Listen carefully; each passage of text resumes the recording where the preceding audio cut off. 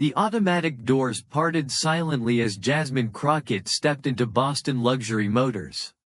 The cool air inside the showroom contrasted sharply with the warmth of the city street outside.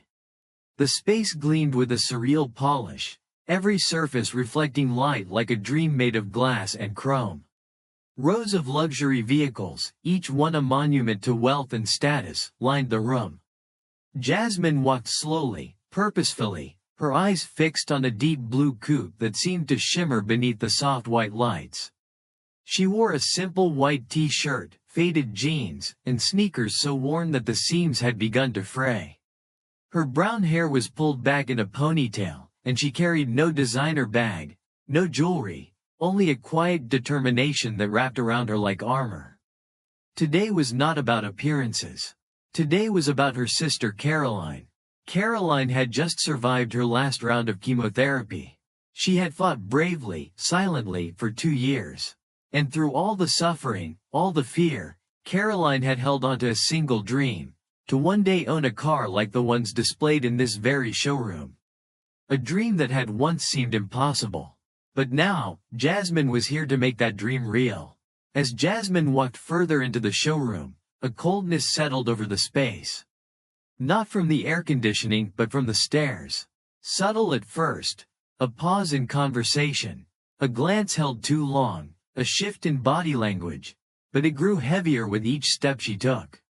The customers and staff were dressed in tailored suits and high-end labels, their presence as polished as the vehicles surrounding them. And Jasmine? She was an anomaly. Blake Thompson, the sales manager, stood near the front desk, his suit immaculate and his posture confident. When his eyes met Jasmine's, his practiced smile faltered. He scanned her from head to toe, and with a dismissive flick of his eyes, returned to his paperwork without a word. Not worth his time. Unbothered, Jasmine continued on, her eyes never leaving the coupe. But her ears caught whispers. A blonde woman in a sleek black dress smirked, elbowing her companion. "Probably just here to dream," she muttered. Another man nearby chuckled. The murmurs didn't stop Jasmine.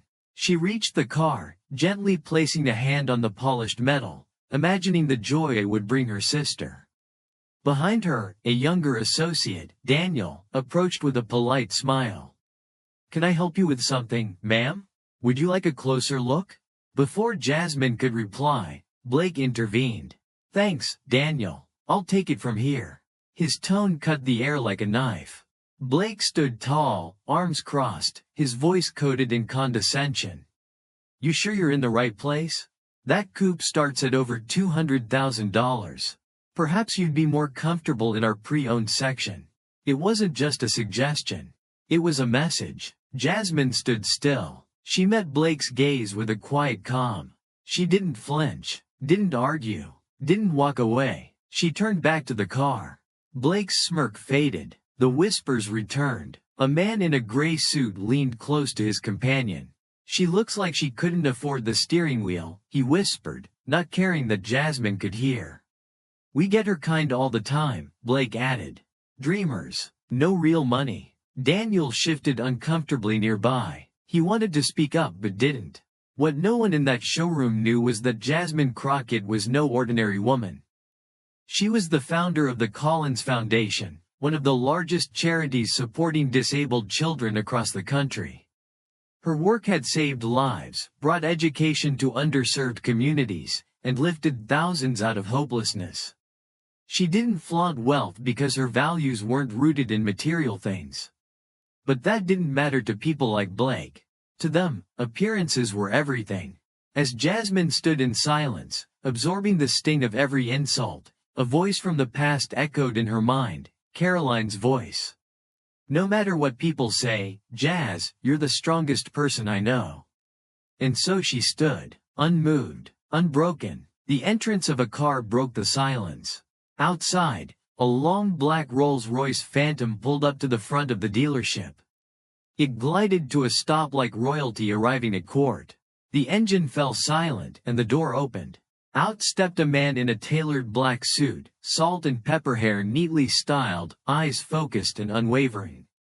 Jason Crockett, Jasmine's older brother. tech billionaire, visionary entrepreneur, a man whose name commanded respect in every boardroom across Silicon Valley. And now, here he was, walking through the doors of Boston Luxury Motors. The moment he entered, the atmosphere cracked like glass. Staff straightened, customers fell silent. Blake's eyes widened as Jason's gaze landed on him. Jason walked straight to Jasmine without a word. He placed a hand on her shoulder. And then, turning to the room, he spoke. Jason's voice was calm but firm, echoing across the showroom with quiet authority. "She's not just a customer. She's not just my sister. Jasmine Crockett is the founder of the Collins Foundation. She's helped thousands of disabled children get access to medical care, education, and dignity. She's changed lives without ever asking for praise." The silence in the room was absolute. Every gaze turned to Jasmine, the same woman they had mocked, judged, and dismissed only moments ago. Blake stood frozen, his face draining of color. Jason took a few steps closer to the blue coupe, his eyes scanning the stunned crowd. "She could buy this car 10 times over. She could buy this entire dealership. But she doesn't need to. Because her worth was never in what she owns, it's in what she gives." Jasmine remained silent, her face calm, but her eyes, filled with an intensity that made it clear she didn't need validation from anyone in that room. Jason continued, "You judged her because of how she looked. Because she wasn't dressed in the labels you recognize. But what you failed to see is the power, the resilience, and the greatness standing right in front of you." He turned to Blake, his expression unreadable. "You didn't just fail as a salesman today. You failed as a human being." Blake opened his mouth, but no words came. Jason turned back to Jasmine and said softly, "Come on, Jazz. Let's go." She nodded, but before turning to leave, Jasmine faced the crowd. She didn't raise her voice. She didn't need to. "My worth isn't in the clothes I wear, or the shoes on my feet, or the bag I don't carry," she said. "It's in how I show up for those I love. It's in the lives I choose to touch." And with that, she walked out. Not in shame, but with the unshakable dignity of someone who knew exactly who she was. Blake remained standing long after Jasmine and Jason had left. His arms limp, eyes empty. The whispers around the showroom had stopped. The judgment had turned to shame, not for Jasmine, but for those who had stood in silence and watched her be belittled. That night, Blake sat alone in his office, staring at his reflection in the darkened window. His face looked older somehow, as if the truth of who he had become had finally caught up with him.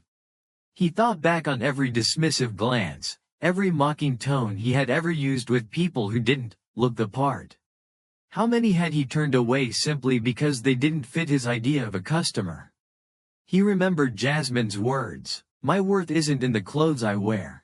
The phrase echoed through his mind like a haunting melody. The guilt wasn't just professional. It was personal. He hadn't just misjudged a potential client. He had humiliated a woman who was kinder, braver, and more accomplished than he could ever hope to be. And now, he had to decide what kind of man he wanted to be going forward. The next morning, Blake didn't go into the showroom. Instead, he spent hours reading about the Collins Foundation. He saw photos of children in wheelchairs receiving therapy, families getting access to prosthetics and surgeries, schools being built in forgotten towns. He saw Jasmine in every corner of that work, not smiling for the camera, but working, giving, building. That afternoon, Blake did something he never imagined. He showed up at the Collins Foundation headquarters. No suit, no clipboard, just a man in a plain shirt and jeans. The same kind of simplicity he had once judged. Jasmine wasn't there, but her assistant recognized him immediately. "I'd like to speak with her," Blake said. "Not about cars. About making things right." The assistant nodded but offered no guarantees. Blake didn't expect forgiveness, but he knew this was the first step, and he was ready to take it. A few days later, Jasmine agreed to meet Blake. They sat across from each other in a small community hall attached to the Collins Foundation. No luxury furniture, no sparkling tiles, Just wooden chairs, sunlight filtering through dusty windows, and the weight of everything unspoken between them. Blake looked different, not just in appearance, in posture, in spirit. "Jasmine," he began, his voice low. "There's no excuse for what I did." She didn't respond. She let the silence stretch. "I judged you without knowing you. I let my own biases, my pride, take control. And I humiliated someone who's done more good than I ever will." Still, Jasmine said nothing. Her eyes stayed fixed on his face. "I'm not here to beg for forgiveness," Blake continued. "I'm here because I need to become a better man. Not for redemption, not for appearances, but because what I did to you, what I've probably done to others, was wrong. Deeply wrong, and I need to change that." The room remained quiet. Then Jasmine leaned forward, her voice gentle but unwavering. "Do you believe you're the only one who's ever judged me by how I looked, Blake?" He shook his head. "I've lived it my entire life. In classrooms, on sidewalks, in boardrooms, and yes, in showrooms like yours." She paused. "I don't expect everyone to change. But if you're sincere, then you already know, words aren't enough." "I do," Blake replied. "That's why I want to help. Your foundation, your mission. I want to give my time, my skills, whatever I can." Jasmine studied him for a long moment. And then, slowly, she nodded. "Then prove it." What began as a single act of contrition turned into a calling. Blake started volunteering with the Collins Foundation, not as a figurehead, not as a donor trying to cleanse his conscience, but as a worker. He helped organize events, deliver supplies, manage transportation for children needing care. He filed, swept floors, made phone calls. At first, some staff were skeptical. Some parents gave him wary looks. But Blake didn't falter. Day after day, he showed up. On time, quietly, ready to help. It was during a toy giveaway for children in wheelchairs that something shifted. A small boy with a breathing tube reached up, handed Blake a crayon drawing of a car, and said, "I want to drive one like this one day." Blake knelt beside him, smiling. "You will," he said, voice catching. That night, Blake cried for the first time in years. Not out of guilt, but because he had finally done something that mattered. Months passed. Blake's life transformed. He still worked at the dealership, but with a renewed mission. He introduced diversity and empathy training for all employees. He revised policies to ensure every customer, regardless of appearance or income, was treated with dignity. He partnered with the Collins Foundation to offer internships for young people with disabilities, creating opportunities that hadn't existed before. He gave talks in schools about bias, judgment, and the power of second chances. And slowly, the man once known for his arrogance became something else entirely, a leader shaped by humility. One afternoon, Jasmine walked into the showroom again. This time, not for a car. Just a visit. Blake met her at the entrance, his face calm, open. "Still don't like the decor," she said with a teasing smile. He laughed. "Still trying to fix it."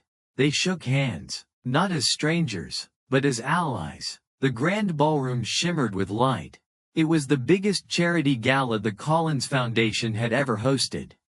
Jasmine stood at the podium, wearing a simple black dress, no jewels, no makeup beyond what made her feel at home in her own skin. Her voice carried strength and grace. "Tonight, we celebrate not just survival, but transformation. Not just the lives we've saved, but the hearts we've opened." She turned to the crowd. Blake stood near the back, surrounded by children he now tutored and mentored. "And sometimes the greatest transformation," she continued, "comes from those who dared to look within and change." The audience rose in applause. But Blake didn't stand to be seen. He stood to honor a woman who had changed his life, not through power or revenge, but through courage and unwavering compassion. Years passed. Jasmine continued to grow the Collins Foundation. Blake eventually left the dealership and joined the organization full-time, becoming a fierce advocate for equity in education and access for underserved communities. Together, they built not just programs, but a philosophy, that judgment is a choice, and so is empathy. That respect is not given to those who earn it through appearance, but to all, by default of their humanity. Children who once sat quietly in wheelchairs now spoke boldly on stages. Communities once neglected now thrived with purpose. And Blake? He never forgot. Not the way he once saw the world. And not the woman who gave him the chance to change it. The same blue coupe still sat in the Collins Foundation's Community Center showroom. Not to be driven, but to remind everyone who passed through that dreams, when wrapped in love and sacrifice, have the power to shatter prejudice. Caroline, now healthy, drove a new electric SUV donated by the foundation. A car Jasmine had gifted her not long after that painful day at the dealership. One evening, as the sun set behind the skyline, Jasmine stood in the quiet of the center. She watched children laugh and run, parents talking, staff coordinating, all thriving in the world she helped shape. Blake joined her side. "Still hard to believe," he said softly. Jasmine smiled. "It's not hard. You just have to look past the surface." They stood in silence, not needing more words. Because everything that needed to be said had already been lived. And in that silence was a truth unshakable. Jasmine's worth had never been in how she looked. It had always been in who she was, and in who she chose to become.